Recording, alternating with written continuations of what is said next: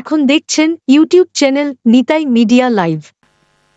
ভক্তি প্রয়োজন। সেই প্রেম ভক্তি পেতে গেলে আমাদের এই জায়গাটায় আসতে হবে। ধর্মার্থ কাম্যক্ষ চতুর্বর্গ, দেখুন এটা একদিনে হবে না। আমি তো আমার মতো বলে যাচ্ছি, এগুলো একদিনে হবে না, কিন্তু জেনে তো রাখা চাই, এই পথটা তো জানা চাই, এই পথ দিয়েই যেতে হবে গোবিন্দের চরণে, রাধারানীর চরণে। পথটা তো জেনে রাখা দরকার। কবে যাব জানি না, তবে পথটা তো জেনে রাখি যে এটাই যাওয়ার পথ, ভক্তি প্রাপ্তির এটাই পথ। এই জন্য সবাই ভক্তিপথে আসতে চায় না কেন জানেন? চায় না ওই যে নিজের চাওয়া পাওয়ার কিছু নাই তো, আর আমরা চাওয়া পাওয়াগুলো পেয়ে বসে আছি। এটা চাই, ওটা চাই, এটা না হলে হবে না। এই আত্ম সুখ দুঃখ গোপীর নাহিক বিচার। আচ্ছা, হ্যাঁ, আর ভক্তিতে কি আছে জানেন? সেবা। ভক্তিতে কি আছে? সেবা। সেবা দেওয়ার জন্য প্রাণটা বড় ব্যাকুল হবে। কারণ কি জানেন? যে যাকে ভালোবাসে, খুব মন থেকে ভালোবাসে, তাকে হাতে করে সেবা করতে খুব স্বাদ হয়। দেখবেন এই ভালোবাসার একটা লক্ষণ এটা। দেখেন, যে যাকে ভালোবাসে মন থেকে, তাকে সেবা করতে তার খুব স্বাদ হয়। সেবা যেখানে নাই, আমি লিখে দিতে পারি পাথরে, সেখানে ভালোবাসাই নাই। সেবা যেখানে নাই, জানবেন ভালোবাসার ছিটে ফোটাও সেখানে নাই। আর লোক দেখানো কপটতা সেবা, ওটা নিজের পাওয়ার জন্য, ওতে হয় না। এই জন্য সেবাটা থাকতে হয়, ভালোবাসার লক্ষণ এটা।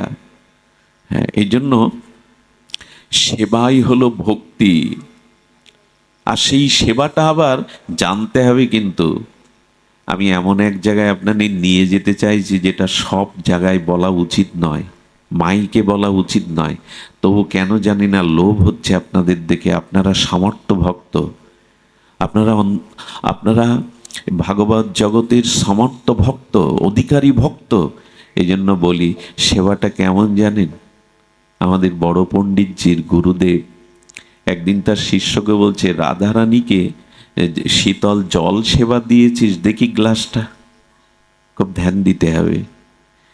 বাবা যে দেখছেন যে ওই গ্লাসে জল দেই, তো আমরা পানীয় জল দেই রাধারানীকে, সেই জলের উপরে বড় একটা তুলসী পাতা দিয়েছে, তার ভোঁটাটা আছে, ওই যে যে ডাঁটাটা থাকে।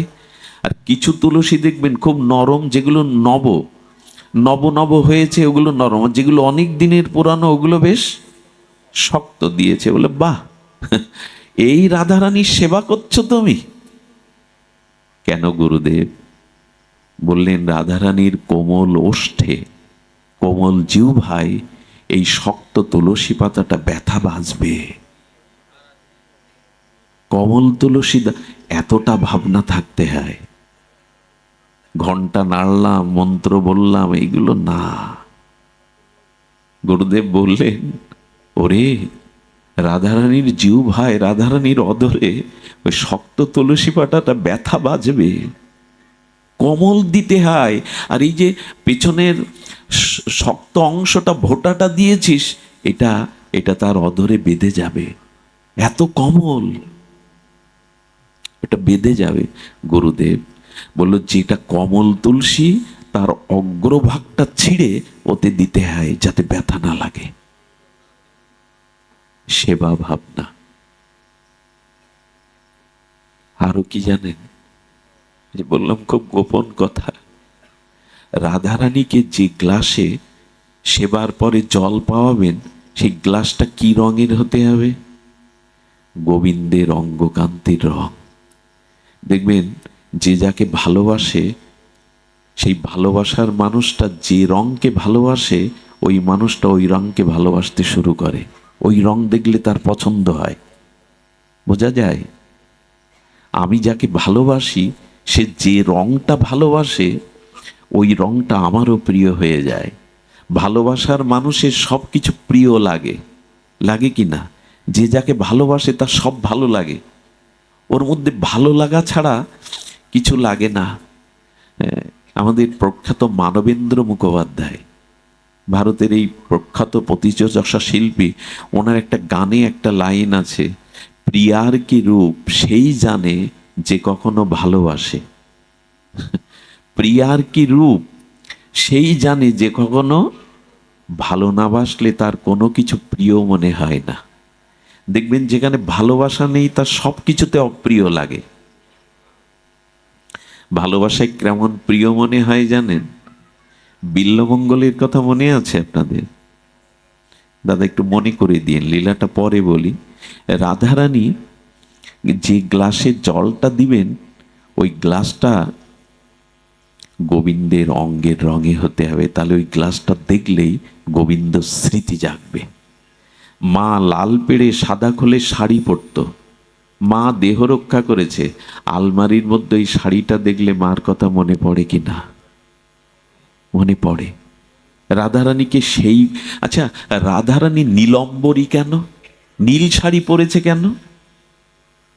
শ্যাম নীল হয়, শ্যাম মানে যা বৃহৎ অনন্ত বিভু, তা নীল হয়। আকাশের কিন্তু কোনো রং নেই, আকাশ শূন্য, কিন্তু নীল দেখায় কিনা? সমুদ্রের জল নীল না, দূর থেকে দেখলে নীল দেখায়।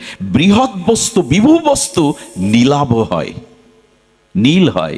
এই জন্য আমাদের গোবিন্দের তিনি হলেন, হ্যাঁ তিনি হলেন শ্যামল বরণ, নীলমণি। গোবিন্দ হলেন নীলমণি। এই জন্য রাধারানী নীলাম্বরী, নীল রঙের শাড়ি পরেছে যাতে গোবিন্দের অঙ্গ কান্তিটা আমার গায়ে লেগে থাকে, গোবিন্দের অঙ্গ কান্তিটা যেন আমাদের অঙ্গে মিশে থাকে। আহারে,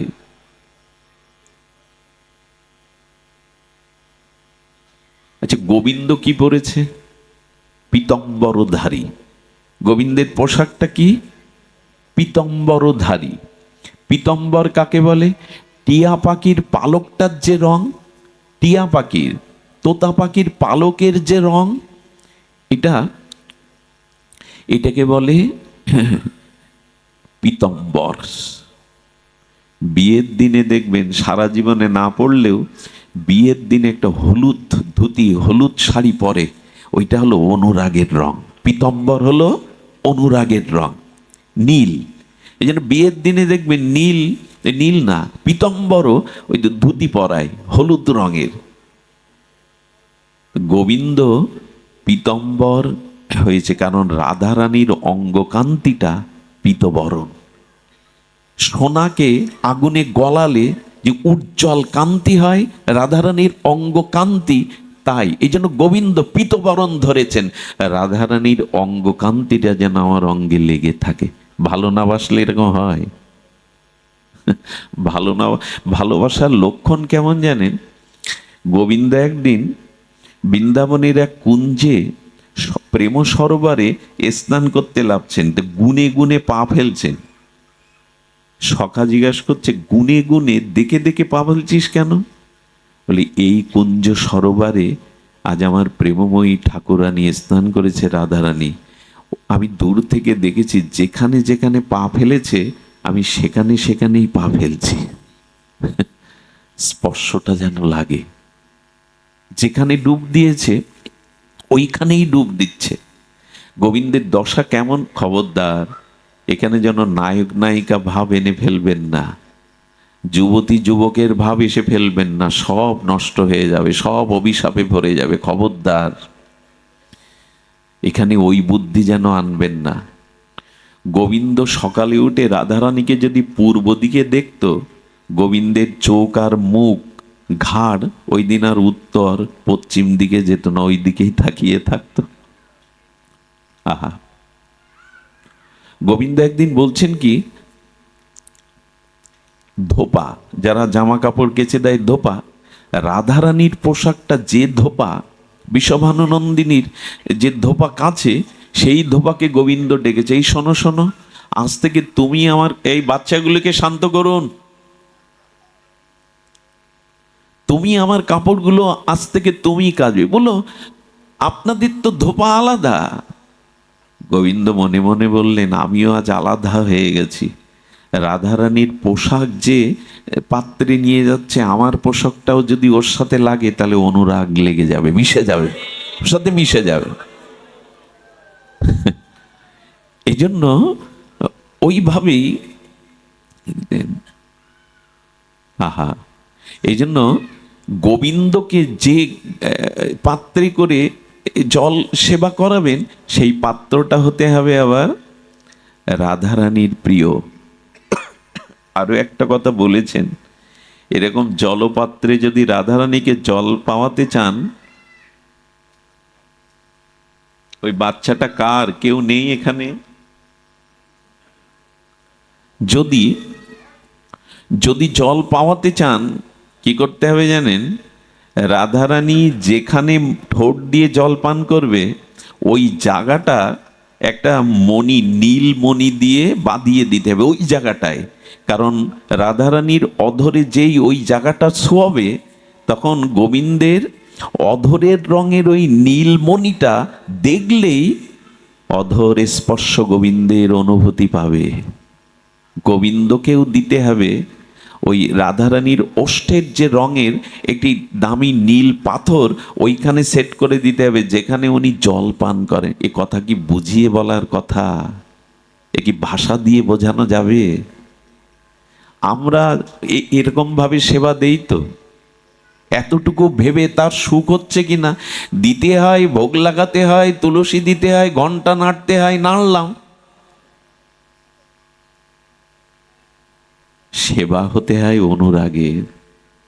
আচ্ছা, আজকে এদের বাড়িতে পাঠ, এরপরে যদি আপনাকে প্রসাদ পাওয়ার জন্য নিয়ে যায়, গিয়ে দেখলেন যিনি দিচ্ছেন তার মন সেবার দিকে নাই, তার মুখে হাসি নাই, সেবার জন্য ব্যাকুলতা নাই, ওই সেবা রুচিকর হবে তো আপনার?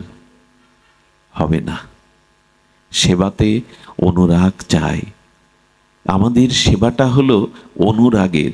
এই ভক্তিতে এই সেবাই শুধু আছে, সেবাটাই ভক্তির পরিচয়। প্রাণ ঢালা সেবা, সেখানে নিজ সুখের কিছু নয়। আত্মসুখদোক গোপীর নাহিক বিচার, কৃষ্ণ সুখ হেতু চেষ্টা মনোব্যবহার।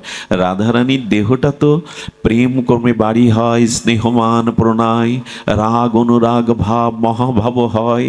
সেই মহাভাব স্বরূপিণী রাধা ঠাকুরানী, কৃষ্ণ গুণখনি কৃষ্ণ কান্তা শিরোমণি।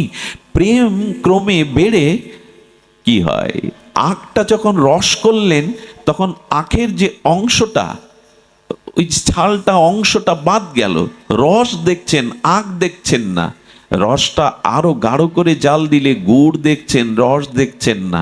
গুড়টা আরো কিছুক্ষণ জাল দিলে দানা পড়ে চিনি হয়ে যাচ্ছে, তখন গুড় দেখছেন না।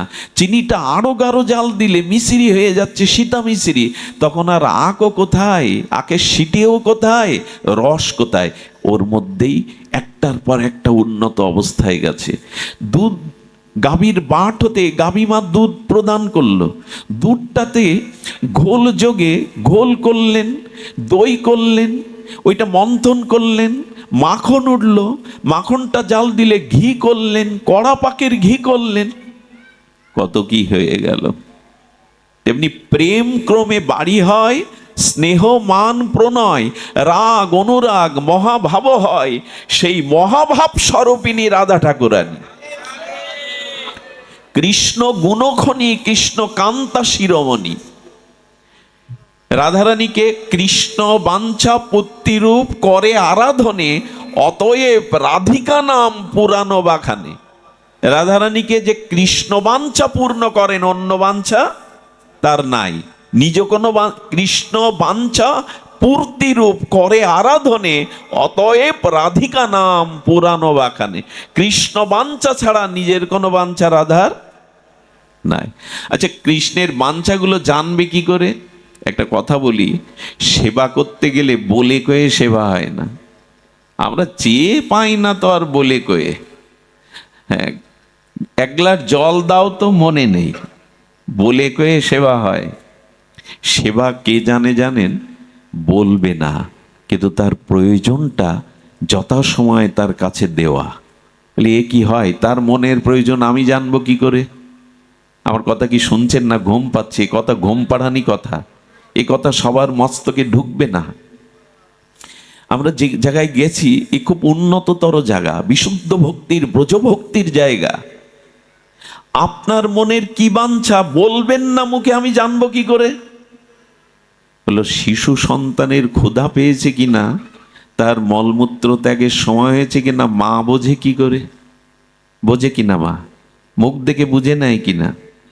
মা বোঝে কেন জানেন? গর্ভে ধারণ করেছে তো, মা নারীর সাথেই তো বেড়ে উঠেছে ও।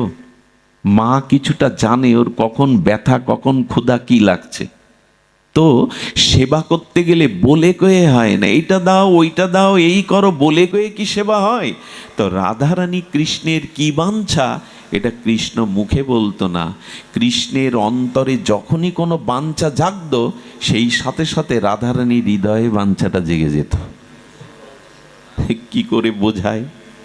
আচ্ছা, কর্পূর, সুগন্ধি কর্পূর জলে মিশিয়ে দিলেন, কর্পূরের দানাগুলো জলে আর খুঁজে পাওয়া যাবে? কর্পূরটা কি হলো? বাসিত হলো, অর্থাৎ ওই জলের প্রতিটি বিন্দুতে কর্পূরের সুগন্ধটা মিশে গেল। কর্পূর দেখা গেল না, কিন্তু জলবিন্দুতে কর্পূরের সুগন্ধটা মিশে গেল। ঠিক তেমনি কারো মন, দুই মন যখন এক মন হয়ে যাবে, দুটো মন যখন এক হয়ে যাবে, তখন আপনার মনে যা যা ইচ্ছা জাগছে সাথে সাথে আমার মনেও জেগে যাবে। রাধারানীর মন কোথায়? নিজের কাছে। গোবিন্দ বলছেন, দেখো আমার সব আছে, ভক্তগণ তোমরা যদি আমাকে কিছু দিতে চাও ঐশ্বর্য দিও না, কারণ লক্ষ্মী আমার চরণ সেবা করছে, আমার ধন জন ঐশ্বর্য কি দরকার? আমার অভাব একটা। আচ্ছা, শীতকালে যার কাঁথা নেই তাকে কাঁথা দিলে সুখ হবে কিনা? গরমকালে কাঁথা দিলে সুখ হবে, বিরক্ত হবে। ঠিক তেমনি যার যে বস্তুর অভাব তাকে তাই দিতে হয়। গোবিন্দ বলছেন, আমাকে যদি দিতে চাও, আনন্দ দিতে চাও, আমার একটা বস্তুর অভাব, ওইটাই দাও। বলি, তোমার আবার অভাব কি? তুমি পূর্ণ ব্রহ্ম, তুমি সরাট বিভু, তুমি পূর্ণ থেকে পূর্ণতরতম, পূর্ণমিদাং পূর্ণত্ব পূর্ণ মুদর্শতে পূর্ণস্য পূর্ণ মাদয়া পূর্ণ, সবই পূর্ণ, তোমার আবার অভাব কি? বললো, আমার একটা জিনিস চুরি হয়ে গেছে, আমার মন রাধারানী চুরি করে নিয়ে গেছে, পারলে তোমার মনটা আমায় দাও। রাধারানী গোবিন্দের মন চুরি করেছেন, আর গোবিন্দ রাধার। দুই মন এক না হলে আমরা যদিও বলি, কি বলি বিয়ের মন্ত্র, কি বলি, যদি দং হৃদয়ং তব তদিদং হৃদয়, মুখে বলি 1 বছর পরে ডিভোর্স। মুখে বলি তোমার মন আমার হোক, আমার হৃদয় তোমার হোক, এই বলেই তো বিয়েতে পড়ছে, হয় নাকি? ছেড়ে দেবো? এই বলেই তো বিয়েতে বসতে হয়। কত লাল সুতো বাঁধে, একটা গামছা দেয়, আবার ওতে বন্ধন দেয়, গিট দেয়, কিন্তু দেখা গেল মন এক হয়নি। এই জন্য দুটি মন এক হবে, তবেই তো ওই মনের সংবাদ আমি বুঝবো। তা মন ভগবানকে দিয়েছেন তো, যে ভগবানের মনে কি ইচ্ছা ওটা আপনার মনে জাগবে না বলতে। যমজ সন্তান যারা, তাদের দেখবেন একজনের জ্বর হলে আর একজনের গায়ে জ্বর আসে। একই নাড়িতে ছিল তো, একই গর্ভে ছিল তো, সিমটমগুলো একই সাথে আসে, একজনের হলে আর একজনের হয়। দুটো মন যখন এক হয়, এই জন্য তো দুহ মন মনোভাব পেশালো জানি, বলো দুটো মন এক হয় কি করে? পারদ যেতেছেন তো, পারদ আর পারদ আর গন্ধব চূর্ণ। দেখুন, কিছু বস্তু আছে মিশতে চায় না, কিন্তু পারদ আর গন্ধব চূর্ণ, পারদ বুঝেছেন তো, আর গন্ধ, এ দুটো মেশে না, কিন্তু খুব বেশি করে শিলে দিয়ে পেষণ করতে করতে করতে করতে পারদ আর গন্ধব চূর্ণ পেষণ করতে করতে করতে একটা অভূতপূর্ব জিনিসের তৈরি হয়, কজ্জলি, কাজল।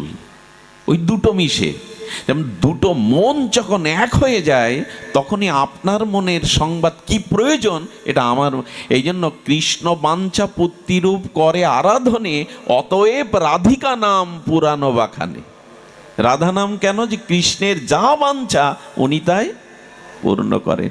রাধারানী শুধু, রাধারানীর দেহটা তো মহাভাব দিয়ে গড়া, মাদনাক্ষ মহাভাবময়ী, কিন্তু রাধারানী কৃষ্ণ বিরহে বলছেন, ললিতা বিশাখারে, আমার প্রাণ হয়তো কৃষ্ণ বিরহে আর থাকবে না, ওষ্ঠাগত প্রাণ, প্রাণ মাঝে মাঝে মূর্ছিত হয়ে যায়, কারণ শোকের শেষ পরিণতি হলো মৃত্যু। খুব গভীর শোক পেলে নিদ্রা হয় না, ভুল বকে, তাই না? শরীর উত্তপ হয়, নিশি জাগরণ হয়, শেষ পর্যন্ত প্রাণ বিয়োগও হয়ে যায়। রাধারানী বললেন, আমার প্রাণ যদি চলে যায় তবে এই পঞ্চত্ব, রাধারানীর দেহটা তো প্রেম দিয়ে গড়া, কিন্তু মনে মনে ভাবছেন ক্ষিতি অপ্তেজ মরুদ্বম, এই পঞ্চত্ব যেন গোবিন্দের সেবায় লাগে। মৃত্যুর পরেও বলছেন আমার 5টা বস্তু যেন গোবিন্দের সেবায় লাগে। মৃত্যুর পরেও, মৃত্যু কে আছে রাধারানীর, কিন্তু মনে মনে এই ভাবনা। ললিতা বলছে কি বললো, আমার দেহের যে জল অংশটা আছে ওটা যে সরোবরে আমার প্রাণবধূ স্নান করবে আমি সেখানে মিশে থাকবো, যাতে তার দেহে শীতলতা দিতে পারি। আচ্ছা, এই ভাবনা আসে আমাদের? আমার মৃত্যুর পর আমার দেহের যে জলীয় অংশটা, ওটা প্রাণবধূ গোবিন্দ যেখানে স্নান করবে সেই সরোবরে শীতল জল হয়ে আমি তার দেহে শীতলতা সেবা দেব। আর আমার দেহের যে মাটি অংশটা, আমি সেইখানেই মাটি হয়ে থাকব যেখানে আমার প্রাণবধূ চরণ দিয়ে ওইখানে হাঁটবে, তার চরণে স্পর্শে সুখ দেব আমি। আচ্ছা, আমার দেহে যে তেজ আছে, এই তেজটা আমি গোবিন্দ যে দর্পণে মুখ অবয়ব দেখবে, মুখ অবয়ব দেখবে, তার বিম্বটা দেখবে, আমি সেই আয়নার মধ্যে তেজ হয়ে রইব, যাতে আমার আলোতে গোবিন্দ তার বদন দেখতে পারে। যে বাতাসটা আমার থেকে চলে যাবে সেই বাতাসটা আমি মিশিয়ে দেব, যেখানে আমার গোবিন্দ পায়চারি করবে, বিচারণ করবে, ওখানে শীতল বাতাস হয়ে তার অঙ্গে আমি সেবা দেব। এই ভাবনা রাধারানীর। আহারে, এই জন্য বলছেন কৃষ্ণ সেবা বাঞ্ছায় আমাদের ভক্তির পরিচয়। নিজের কোনো চাওয়া পাওয়া নাই, নিজের কাছে চাওয়া পাওয়া রাখলে ভক্তি বঞ্চিত হব। এই জন্য আচ্ছা, বৃন্দাবনবাসীরা ঘর বেঁধেছে, ছেলে মেয়ে আছে, আত্মীয় স্বজন আছে, বললো সব গোবিন্দের জন্য। গোবিন্দের সাথে সম্পর্ক আছে তাই এই স্বামীকে ঘরে পেয়েছি বা বরণ করেছি। গোবিন্দের সাথে সম্বন্ধ না থাকলে ওকে বর করতাম না। গোবিন্দ আমাদের ঘরে প্রবেশ করে ননি চুরি করে তাই ঘর বেঁধেছি, না হলে ঘর বাঁধতাম না, গাছতলায় থাকতাম। গোবিন্দের জন্যই এই জীবন যৌবন, সব আমাদের নিজের জন্য নয়। এই জন্য ব্রজের প্রতিটি ধূলি বাতাস গৃহকণ সব এত শুদ্ধ ভক্তিতে ভরা। ব্রজের বাতাস লাগলে ভক্তি হয় কেন? কারণ সব গোবিন্দ সুখের উপচার সাজিয়ে রেখেছে ওরা, সব কিছু গোবিন্দ সুখের জন্য, সব কিছু গোবিন্দ সুখের জন্য। এই জন্য এই জায়গায় আমাদের আসতে গেলে আমি আর আপনাদের খুব ভেতরে না নিয়ে বলি, নিজের চাওয়া পাওয়া সসুখ বাসনাকে ত্যাগ করুন, নালে এটা একদিনে হবে না। ধীরে ধীরে ধীরে ধীরে মনকে বোঝান, নিজের কোনো সুখের জন্য যেন তোমায় ভালো না বাসি। আমার কোনো চাওয়া পাওয়া, আচ্ছা চাওয়া লাগে কি? তিনি কি জানেন না আমার কি প্রয়োজন? আচ্ছা, এর উত্তর আমরা তো সবাই দিতে পারি। ভগবান জানে না আমার কি প্রয়োজন? এই অনন্ত বিশ্ব ব্রহ্মাণ্ড তো আমার জন্যই উনি সৃষ্টি করেছেন।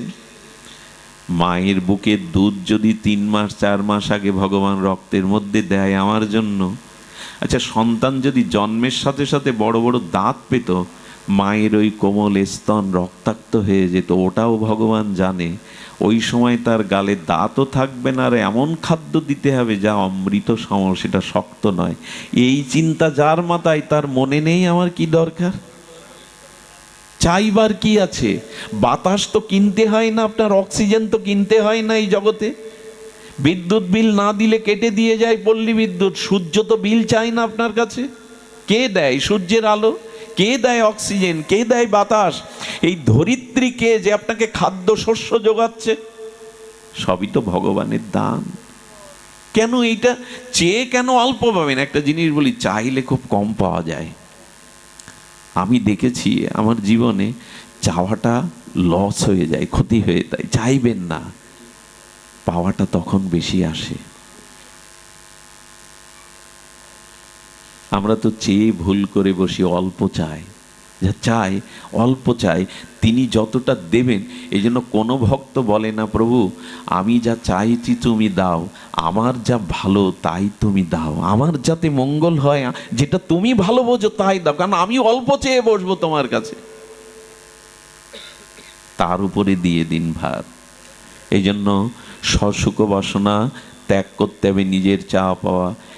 একটু জগন্নাথের রথযাত্রা, তো আমরা জগন্নাথের একটা ভক্ত চরিত্র বলবো, যা চাওয়া পাওয়া নেই, তাদের ভক্তি কেন জগন্নাথ গ্রহণ করেছেন। আজ আর ব্রজভক্তির পথে যেতে পারবো না, শরীর অসমর্থ, তবু সামর্থ্য দিচ্ছে আপনাদের কৃপা। শুধু এইটুকু বলি, চাওয়া পাওয়া রাখেন না, মাঝখানে দেয়াল এসে যাবে। কি বলি জানেন, আমি আর আমাদের মাস্টারদা কোলাকুলি করছি, গায়ে জামা নেই, কিন্তু একটা জায়গায় মিশবে না। আমার গলে না উপবিত আছে, পইতে আছে, ওই সুতোগুলো তার অঙ্গের সাথে আমার অঙ্গে একটা সুতো থাকলেও মিশবে না পুরোপুরি 16 আনা। তো ভগবান আর আমার মাঝে চাওয়া পাওয়া থাকলে অতটুকু বাদ পড়ে যাবে, মিশবে না। সুতো থাকলেও বাদ পড়ে যাবে ওই জায়গাটা। কেমন জানেন, মনে আছে কৃষ্ণ ভক্ত সুদামার কথা। সুদামার কাপড়টা বীর জায়গায় ছেঁড়া, তার স্ত্রী সুশীলাকে সে 20 বছরে কোনো কাপড় কিনে দেয়নি। মাতার ঘোমটার কাজটা ছিঁড়ে গেছে, বাইরে যেতে পারে না, 4 সন্তান, কিন্তু প্রায় উপবাস করে থাকে। সুশীলা বললেন, তোমার বন্ধু না কৃষ্ণ, যার বন্ধু দ্বারকাধীশ ভগবান কৃষ্ণ, আচ্ছা তুমি তাকে একটু বলতে পারো না? সুদামার হাড় বেরিয়ে গেছে, সমস্ত গায়ে ধুলাবালি মাখা, ভিক্ষা করে খায়, কাপড়টা বীর জায়গায় ছেঁড়া, তালি দেওয়া। বললেন, সুশীলা, অবন্তীনগরে সন্দীপনী মুনির আশ্রমে আমরা যখন বিদ্যার্থী ছিলাম, তখন কৃষ্ণ মাঝে মাঝে আমার হাত ধরে ডেকে বলতো, তুই আমি বন্ধু হয়ে যাই। সুদামা রে আয়, তুই আমি বন্ধু হয়ে যাই। সুদামা হাত ছেড়ে দিয়ে বলতো, রাজার সাথে ভিখারির বন্ধুত্ব হয় না রে, তুই রাজা, আমি তো ভিখারি, ভিখারির সাথে রাজার তো বন্ধুত্ব হয় না। কৃষ্ণের সম্ভব নয়। কৃষ্ণের চোখের চিকচিক করে ওঠে জল, মাঝে মাঝে হাত জড়িয়ে ধরে বললেন, তোর মতো বন্ধু পাবো না, একবার আমাকে স্বীকার কর। কৃষ্ণের চোখের জল দেখে বলে, আমি রাজি আছি রে, একটা সত্য মানতে হবে তোকে। শোন কৃষ্ণ, জীবনে কখনো তুই আমাকে কিছু দিতে পারবি না, আর আমি তোর কাছে জীবনে কোনো কিছু চাইব না, এই সত্যে রাজি থাকলে বন্ধুত্বে রাজি আছি।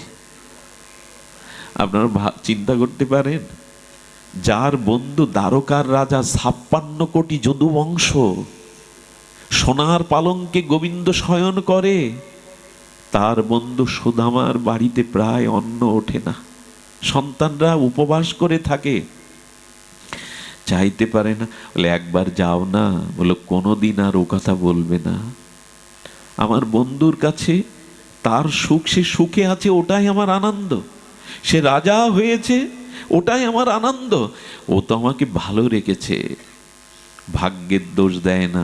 একদিন স্ত্রী বললে, এক কাজ করো না, আচ্ছা তুমি কিছু না চাও, বন্ধুকে দেখতে ইচ্ছা করে না তোমার? বলে, এতদিন পরে একটা মূল্যবান কথা বলেছ, প্রাণ চাই, চোখ চাই, তাকে একবার দেখে আসি। বলে, তাই যাও না। মনে করছে কি, কৃষ্ণ গেলে তো ফিরাবে না, তো ওকে যে করে হোক কৃষ্ণের কাছে পাঠাতে হবে।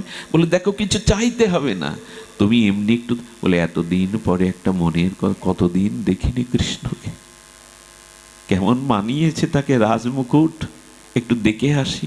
বললো, যাবো তো, বন্ধুর কাছে যে খালি হাতে যেতে নেই। বলেন, এক কাজ করো, একটু দাঁড়াও, আমি ব্রাহ্মণ পল্লীর থেকে দুমুটো কিছু পাই কিনা দেখি। দুমুটো চিড়ে চিপিটক ভিক্ষা করে পেয়ে, আচ্ছা দেবে কোনো পাত্র নেই জানেন, একটা ময়লা কাপড়ে বেঁধে দিয়েছে, কাপড়ের ভাঙায়, ওই ছাড়া তো ঘরে কিছু নেই। ওটা লুকিয়ে লুকিয়ে নিয়ে যাচ্ছে, আর মাঝে মাঝে চোখে জল পেটছে। তুমি চিড়ে দিয়েছ? ও তো 56 ব্যঞ্জনে প্রসাদ পায়। দ্বারকার রাজা, 56 ব্যঞ্জন যার রাজভোগ হয়, এই চিড়ে, ভিক্ষার চিড়ে কি সে পায়? এই ভাবতে ভাবতে ওই চিড়ের মধ্যে চোখের জল পড়ে ভিজে যেত চিড়ে। এ দেওয়া যায় না। যেদিন কৃষ্ণ গেল না, সেদিন বাইরের সবাই মনে করছে হাড় বেরিয়ে গেছে, গায়ে ধুলাবালি, কাপড়টা ময়লা তামাটে হয়ে গেছে, ধুলা লেগে কোনো ভিখারি হবে। কিন্তু কৃষ্ণ অন্তর্যামী জানতে পেরে দৌড়ে ছুটে এসেছে। কোনোদিন কৃষ্ণ দৌড়ায় না, সব রানী মহারানীর উঠে এমন ব্যাকুলতা ভাবে কোথায় যাচ্ছেন, গিয়েই জড়িয়ে ধরেছে। সুদামারে, এতদিন পরে মনে পড়লো আমার কথা। নিজে আসনে বসিয়ে সুদামার চরণ জল করছেন। সবাই অপলক নয়নে দেখছে, করি কি দ্বারকাধীশ। চরণ জল করে মাথায় নিল। বাড়িতে সাধু এলে স্ত্রীদের বলবেন যে যতক্ষণ সাধু বাড়ি থাকে হাসি মুখে থেকো, যেন কালো মুখে থেকো না। সাধু বাড়ি এলে বলতে হয় মুখ যেন অন্ধকার না থাকে, কোনো অভাব অভিযোগ সমস্যার কথা যেন সাধুকে বলো না। কৃষ্ণ সেই চরণ ধৌত জল মাথায় নিলেন, আর বিশ্রাম দিয়ে বিকেলবেলা যখন ঘুম থেকে উঠেছে, তখন কৃষ্ণ খুনসুটি বাঁধিয়ে বলছেন, মনে পড়ে গুরুদেব আমাদের সেই জঙ্গলে পাঠিয়েছিল কাঠ জোগাড় করতে, গুরুমা পাঠাতো রন্ধনের জন্য, সেই ঝড় উঠল, সারা রাত তুই আর আমি ডালে পড়ে থাকলাম রে। হ্যাঁ, গুরুদেব কত ভালোবাসে আমাদের, ডাকতে ডাকতে বলছে, কৃষ্ণ, কানাই, সুধামা। গুরুদেব আমাদের ডেকে বুকে করে নিয়ে আসি। মনে পড়ে সেই কথা। আচ্ছা সুদামারে, তুই কেমন আছিস? বিয়ে করেছিস, তোর সন্তানরা কেমন আছে? এবার বিপদে পড়ে গেছে, স্ত্রীর তো কাপড় নেই, না খেয়ে থাকে সন্তানরা। আপনি আমি ওই জায়গায় হলে কি উত্তর দেব? একগাল হাসি হেসে বলছেন, ওরে, যার বন্ধু তুই, যার সখা স্বয়ং কৃষ্ণ, তারা কি অমঙ্গলে থাকে, অভাবে থাকে? বড় সুখে আছি তোর ইচ্ছায়, বড় আনন্দ, বলতে পারবো তো। ভক্তি হলো এটাই, তোর ইচ্ছায় খুব ভালো আছি। একটা জিনিস বলি, ভক্তি পথে থাকুন, ভগবান যে অবস্থায় রাখেন ওটাতেই সন্তুষ্ট থাকুন। আমার জীবনে এই অপমানটা দরকার ছিল, এই ঘটনাটা দরকার ছিল, এরকম ভেবে নিলে আর কষ্ট দরকার নেই। ওটাও কোনো মঙ্গলের জন্য সে দিয়েছে। এই জন্য তিনি যেমন রাখেন। সুদামা, নিশ্চয়ই আমার জন্য কিছু এনেছিস তুই, কিছু তো এনেছিস। গোবিন্দ বারবার দৃষ্টি দিচ্ছে ওই পুডলির দিকে, কিন্তু ময়লা কাপড়, চোখের জল পড়ে নোনা হয়ে গেছে, চিড়েটা বারবার গুজে রাখছে আড়ালে। বলে, কি লুকাচ্ছিস? লুকাস না, আমি চাওয়া পাওয়া নেই, এখানেই তো ভক্তি, এটাই বোঝানোর জন্য ওইটা কেড়ে নিয়েছে গোবিন্দ। কেড়ে নিয়ে বলছে, সুদামা আড়াল করছিস কেন?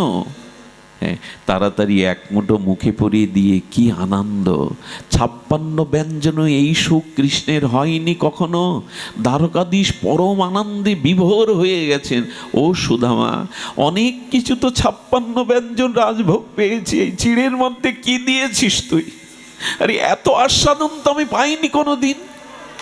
তবে শোন, আগামী লীলাতেও তুই এরকম ভিখারি হ, আমি যেন তোর ভিক্ষার ঝুলির পাত্র থেকে এমন মধুর আস্বাদ্য প্রেমময় বস্তু আস্বাদন করতে পারি। গোবিন্দের এই আশীর্বাদে সুদামা পরের যুগে, এই কলিযুগে কে হয়েছিল জানেন? শুক্লম্বর ব্রহ্মচারী, উনিও ভিক্ষা করতেন।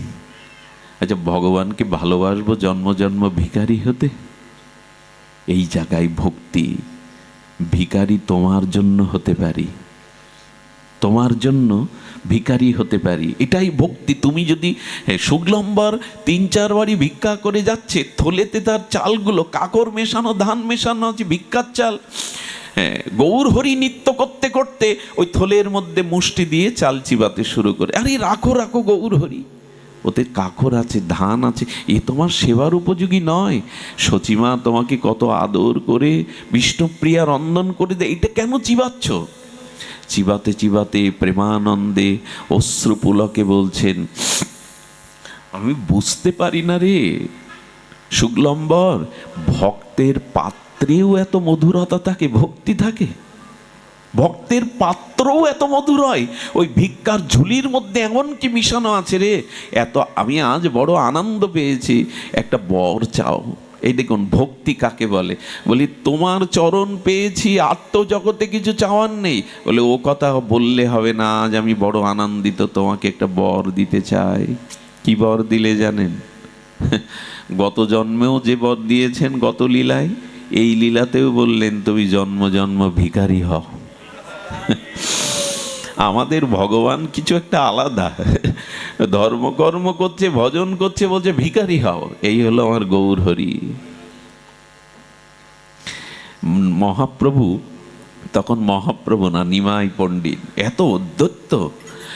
একজন বসে আহ্নিক করছে, সরোদনী গঙ্গার তীরে নিমাই ঝাঁপ দিয়েছে, আর তার পায়ের জল গিয়ে ব্রাহ্মণের গায়ে লেগেছে। ব্রাহ্মণ তাকিয়ে বলছেন, এই অপবিদ ধরে অভিশাপ দিচ্ছি, তুই আমার উপাসনা নষ্ট করে দিলে, তোর সংসারের শোক নাশ হয়ে যাক, তুই রাস্তায় কেঁদে কেঁদে বেড়াবি। নিমাই তখন আনন্দে বলছেন, এই আশীর্বাদটা তো এতদিন চাইছিলাম, ওগো ঘরের শোক যেন আমার না হয়, কবে কৃষ্ণ বলে রাস্তায় রাস্তায় কাঁদতে পারবো। এটা অভিশাপ নয়, আশীর্বাদ।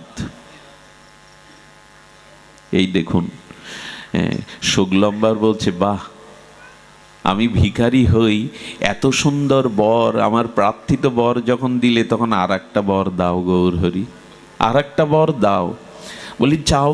বলে আমি জন্ম জন্ম ভিখারি হব, আর কথা দাও, এই বর দাও, তুমি সেই ভিখারির ঝুলি থেকে এমনি এমনি করে কেড়ে কেড়ে খাবে, কথা দাও তুমি। আচ্ছা বলুন তো, এর মধ্যে চাওয়া পাওয়া কি আছে? আছে কিছু চাওয়া পাওয়া?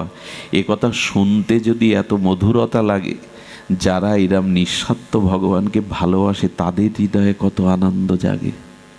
শুনতে যদি এত মধুরতা লাগে, তাহলে যারা এই শুদ্ধা ভক্তি যাজন করে তাদের কত আনন্দ লাগে।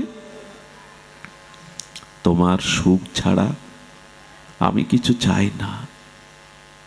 আহারে, সাত প্রহরিয়ায় মহাপ্রভু ভগবান আবেশে বলছেন, ও শ্রীধর, শ্রীধর। প্রতিদিন বাজারে যেতেন মহাপ্রভু, নবদ্বীপের ঘাটে খোলা বেচত, থোড় বেচত, মোচা বেচত। শ্রীধর,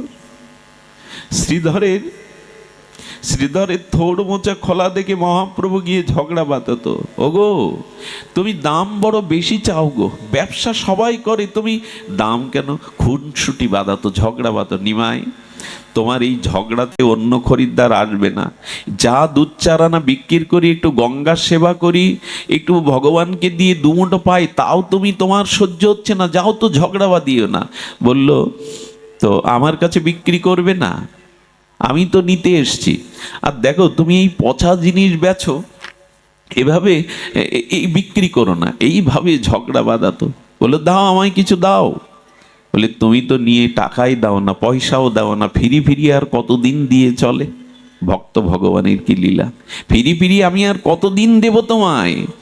বললেন, তুমি তো চারানার জিনিস নিয়ে 10 আনা দাও, আর কিছু দাও, এই চারানার জিনিস নিয়ে 1 আনা দাও, আর কিছু দাও না। মহাপ্রভু তখন বললেন, আচ্ছা তুমি ঝগড়া না দিয়ে এই নাও, এই থোড় নিয়ে যাও, এই মোচা নিয়ে যাও। এইভাবে দিতেন। কোনোদিন কিছু দিতেন, কোনো কিছু দিতেন না। ভগবানের কি থোড় মোচা কেড়ে নেওয়ার কথা? ওগো আমার ভক্ত বসেছে আমার সেবার জন্য, ঝগড়া করে খুনসুটি করে অল্প দিয়ে তার কাছ থেকে নিতেন। এই জন্য আমার মহাপ্রভু থোড় মোছা বড় ভালোবাসে। ওইটা দেখলে শ্রীধরের কথা মনে পড়ে। শ্রীধরের বাড়িতে খড় নাই, রোদ বৃষ্টি ওর মধ্যে পড়ে, শ্রীধরের বাড়ির ঘরের চালে খড় নাই। মহাপ্রভু একদিন গিয়ে দেখছে ঘরের জল পান করবার কোনো ভালো পাত্র নাই, বাইরে সোপানের ওপর, মানে ওই পোটের ওপরে একটা জরাজীর্ণ লোহার পাত্র 3-4 জায়গায় কর্মকারের কাছ থেকে তালি দেওয়া, ওতে জল, ওই জল ঢকঢক করে পান করছেন গৌর হরি। নৃত্য করতে করতে বলছেন, ও শ্রীধর, তোমার লোহার পাত্রেও এত প্রেম মাখানো।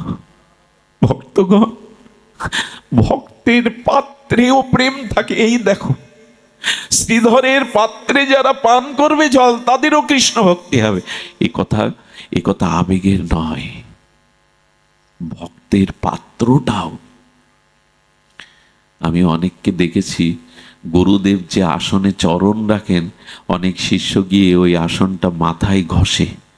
ওই চরণ পড়ে যেত, ওখানে ভক্তি কণিকা মেশানো আছে, ভক্তি কণিকা মেশানো আছে। অনেক ভক্ত দেখবেন, এখান থেকে সবাই যখন চলে যায়, তখন সবার অন্তরালে জামাটা খুলে এই ধুলাই গড়াগড়ি দিয়ে দেয়। কোনো না কোনো ভক্ত তো চরণ ধুলি এখানে রেখে গেছে, তার ওই ধুলিতে আমার প্রেম হবে, অনুরাগ হবে, প্রীতি হবে, সে ওখানে গড়াগড়ি দেয়। ভক্তের পাত্রের মধ্যেও প্রেম থাকে। এই জন্য ভগবানকে বলবেন, তোমাকে পায় আর না পায়, তোমার কোনো প্রিয় ভক্তকে যেন এ জন্মে একবার পায়, তার সঙ্গ যেন একবার পায়, একবার যেন পায়, এছাড়া হবে না। শ্রীধরকে বলছেন সাত প্রণয় মহাপ্রভু, শ্রীধর, আমি তোমাকে অষ্ট সিদ্ধি দিয়ে দিতে পারি, রাজার রাজা হয়ে যাবে। শ্রীধর, তুমি বলো কি চাই? তোমার ঘরের চলে খড় নেই, কিছুই নেই।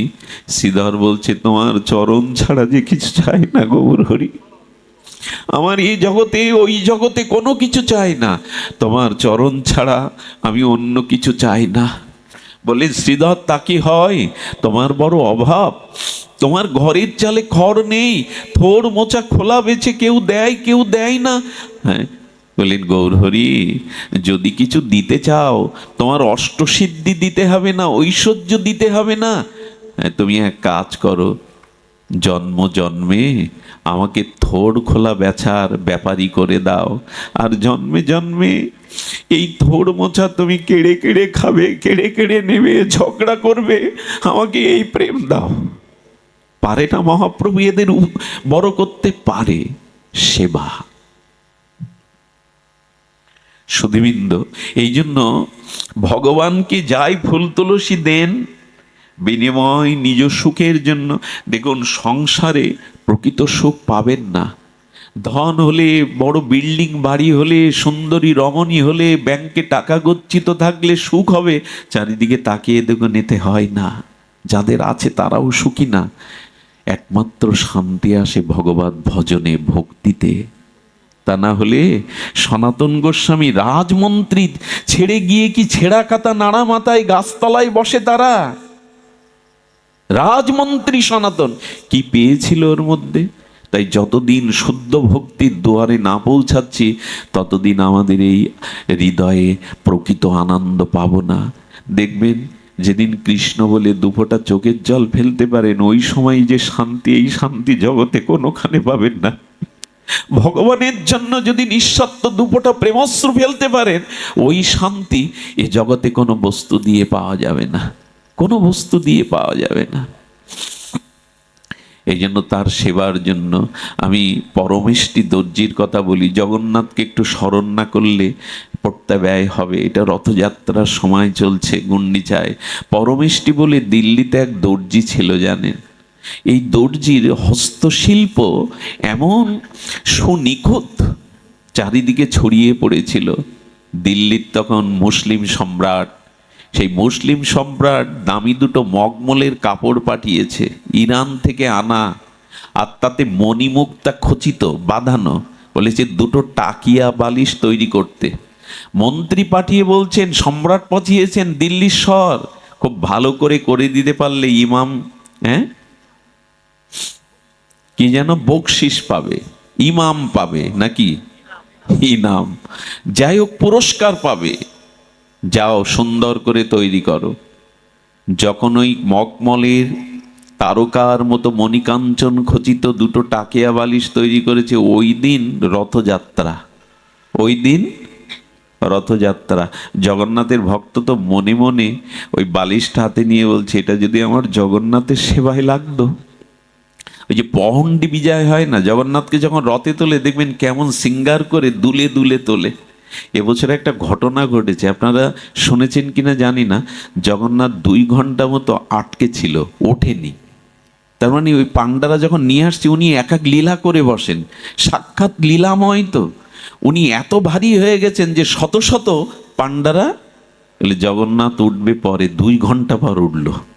এখনো এই লীলা হয়, এখনো সাক্ষাৎ প্রকট লীলা হয় এই উৎকলে। ওই পহণ্ডি বিজয়ে দুলতে দুলতে আসে, ওর নিচে একটা নরম বালিশ দেয়। তো জগন্নাথের ওই দুলছে তো বালিশটা ফেটে গেছে।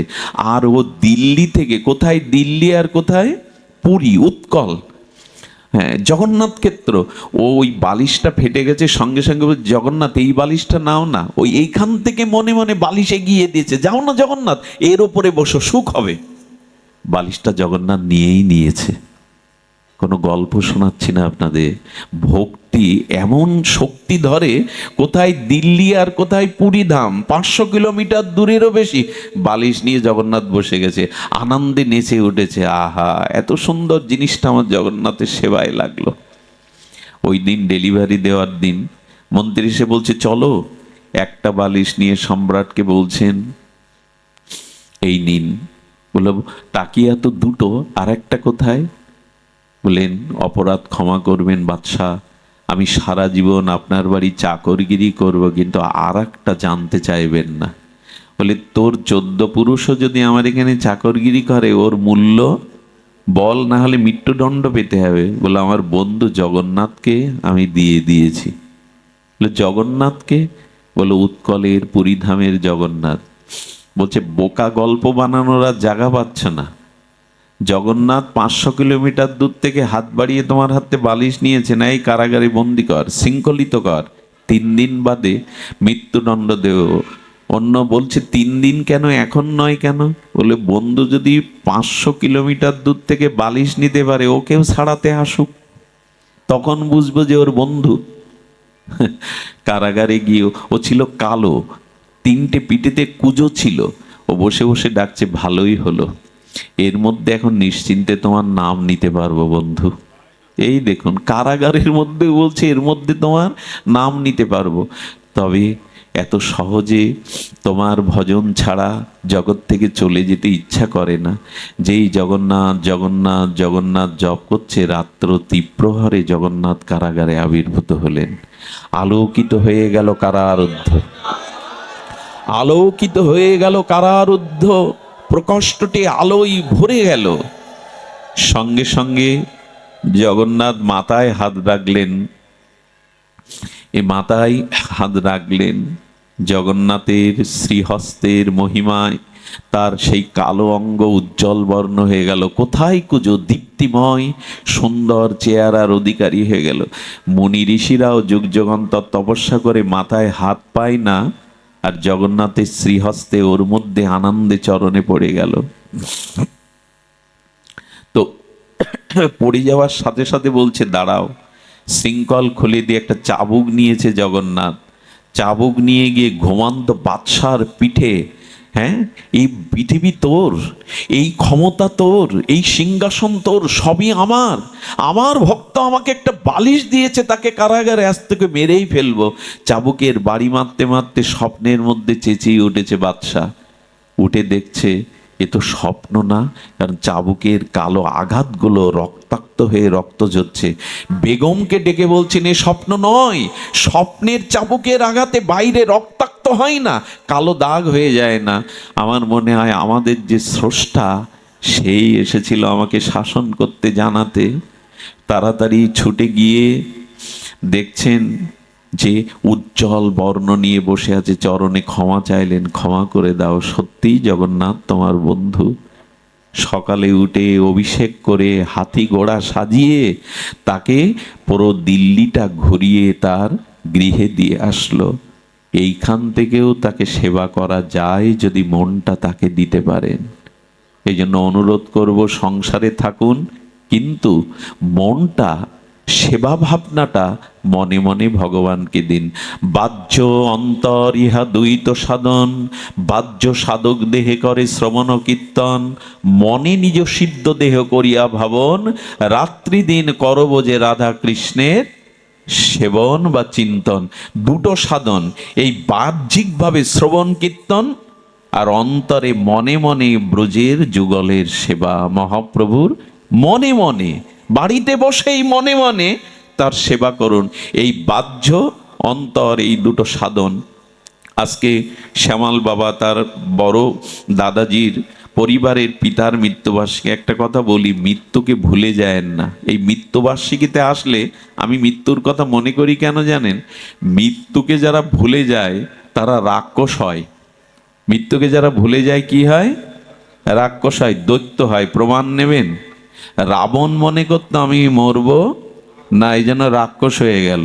আর হিরণ্যকশিপুর মতো আমি মরব, আমি এমন বর নিয়েছি, আমার মৃত্যু নেই, এই জন্য দৈত্য হয়ে গেল।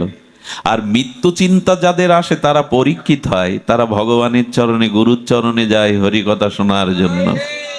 এই জন্য মৃত্যুটাকে স্মরণ করুন। মৃত্যু ভুলে গেলেই কিন্তু রাক্ষস হয়ে যাব, কারণ মরবো না আমি, তখন ভোগী হয়ে যাব। মৃত্যুটাকে স্মরণ করুন। জয় হোক আপনাদের, মঙ্গল হোক আপনাদের, কল্যাণ হোক আপনাদের। আজকের তার পিতা ঠাকুরের আত্মকল্যাণে আসুন আমরা দুবাহু বাড়িয়ে ভগবানের কাছে, রাধারানীর কাছে, গৌর নিতাইয়ের কাছে প্রার্থনা করি যেন তার বিদেহী আত্মা কল্যাণ প্রাপ্ত হয়। সুধীজন, 24শে শ্রাবণ 10ই আগস্ট সোমবার ময়না পলাশ বিশ্বাসের উপজেলা বোয়ালমারি ফরিদপুরে পাঠ আছে হরিকথা। আর এখানে শ্রীমদ্ ভাগবত তত্ত্বকথা আছে আমাদের শ্রী গৌর গোবিন্দ দাস, বরিশাল, তারিখ 20শে জুলাই, শ্রাবণ 3রা শ্রাবণ রোজ সোমবার 8টায়, শ্মশানকালী মন্দির, মহারাজপুর, মুকসিদপুর, গোপালগঞ্জ। আপনারা নিমন্ত্রিত। জয় শ্রী গুরু প্রেমানন্দের। ধনঞ্জয় কৃষ্ণ দাসের গ্রন্থাবলী আছে রাধাকুণ্ডের, আপনারা ওর কাছ থেকে সংগ্রহ করতে পারেন। সকলে প্রসাদ নিয়ে যাবেন। কৃপা করে যারা এসছেন, আর আমার মাস্টারদার, ওনাকেই অবাক করি, যিনি কীর্তনিয়ারা পাঠে বসে না, কিন্তু উনি অনাবিল হরিকথা শ্রবণে ভালোবাসেন।